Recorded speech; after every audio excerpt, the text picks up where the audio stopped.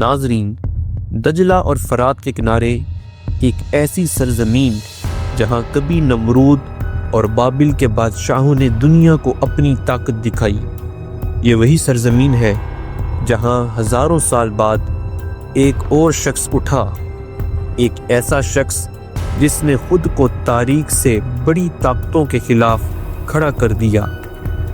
اس کا نام تھا صدام حسین۔ دنیا اسے عامر کہتی تھی، لیکن عراقیوں کے دلوں میں وہ ایک ہیرو تھا، ایک دیوار جو مغرب کے سرداروں کے سامنے ڈٹ گئی۔ صدام حسین 1937 میں عراق کے ایک چھوٹے سے گاؤں ٹرائیکٹ میں پیدا ہوئے۔ غربت اس کا مقدر تھی، مگر اس کی آنکھوں میں خواب چمک رہے تھے، عراق کو عظیم بنانا، آزاد بنانا۔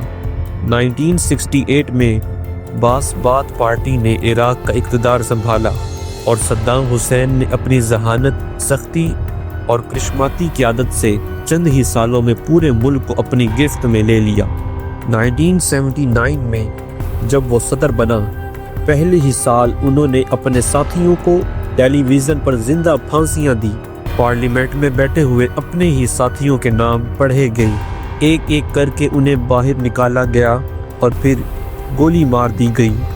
باقی ممبران کو مجبور کیا گیا کہ وہ تالیاں بجائیں۔ یہ صرف شروعات تھی صدام کے انصاف کی۔ دنیا نے ایک نیا چہرہ دیکھا، ایک نیا عراق دیکھا۔ صدام نے کہا تھا، میں عراق کو عرب دنیا کی طاقت بناؤں گا، اور اس نے یہ وعدہ نبھایا۔ پورے عراق میں کارخانے لگائے، یونیورسٹیاں قائم کی، ہسپتال بنائے اور شاہراہیں بچھائیں، تعلیم مفت کی، علاج مفت کیا۔ عراق ایک ترقی یافتہ ریاست بننے لگا۔ خواتین کو سیاست، فوج اور تعلیم میں وہ مقام ملا جو کسی عرب ملک میں نہ تھا۔ بغداد کی راتیں روشنیوں سے جگمگاتی تھی اور عراقی عوام ایک نئی امید کے ساتھ زندہ تھے۔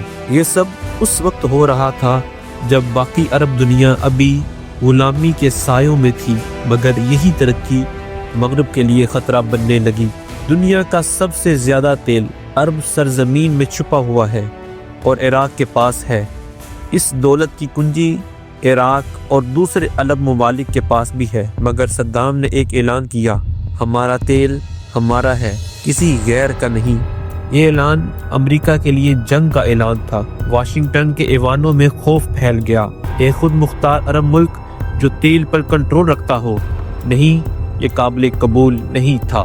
پلان شروع ہوا، صدام کو کمزور کرو۔ پہلا ہتھیار تھا ایران۔ 1980 میں عراق اور ایران کے درمیان جنگ چھڑ گئی۔ 8 سال طویل خونی تباہ کن جنگ۔ دنیا نے اسے مذہبی جنگ کہا، مگر یہ تھی مغربی طاقتوں کی بچھائی ہوئی چال۔ امریکہ نے کبھی صدام کو ہتھیار دیے، کبھی ایران کو، دونوں کو لڑواتے رہے تاکہ دونوں کمزور ہو۔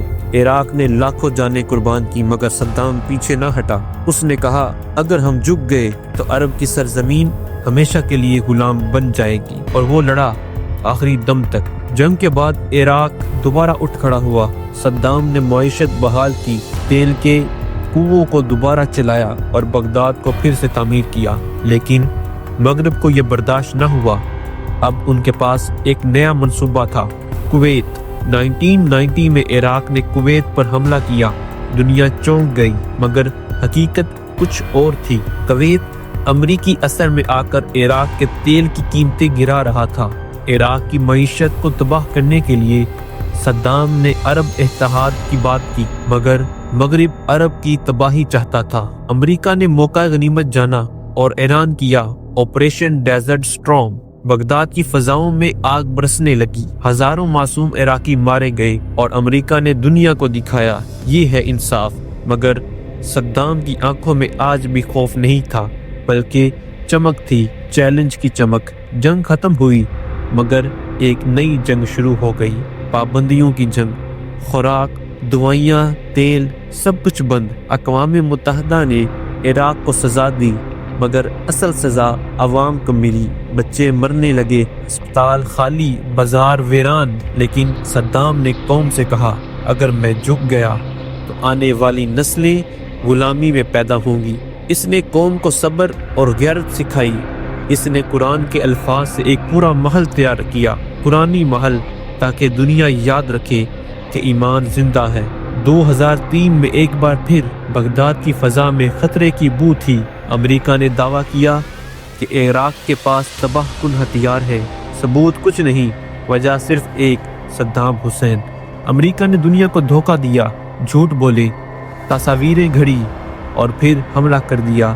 راکٹ، بم، ٹینک، ہر چیز عراق پر برسنے لگی، لیکن اس وقت صدام کہیں زمین کے نیچے اپنے سپاہیوں کے درمیان موجود تھا، کہہ رہا تھا ہم ہار نہیں مانیں گے۔ آخرکار صدام کو گرفتار کیا گیا۔ امریکی فوجیوں نے اسے ایک زیر زمین پناہ گاہ سے نکالا، مگر اس کے چہرے پر خوف نہیں بلکہ مسکراہٹ تھی۔ انہوں نے کہا مجھے قید کر سکتے ہو مگر عراق کو نہیں۔ عدالت کا ڈرامہ، سزا کا فیصلہ سب پہلے سے ہی طے تھا۔